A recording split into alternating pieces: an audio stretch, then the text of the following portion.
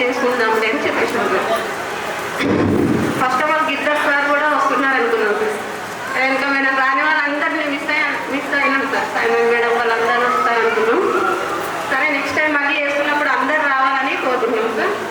అలాగే మేము కూడా మంచి పొజిషన్కి అప్పటి వరకు ఎదుగుతామని అనుకుంటున్నాం సార్. నేను పీజీ చేశాను, బీడీ చేశాను, 2 years జూనియర్ లెక్చరర్గా చేశాను. ఇప్పుడు ప్రజెంట్ చిన్న పాప ఉండడం వల్ల ఇంటి దగ్గర ఉండి కాంపిటేటివ్ PSC ప్రిపేర్ అవుతున్నాను. ఖచ్చితంగా గవర్నమెంట్ జాబ్ సాధించాలనేది నా ఆశ.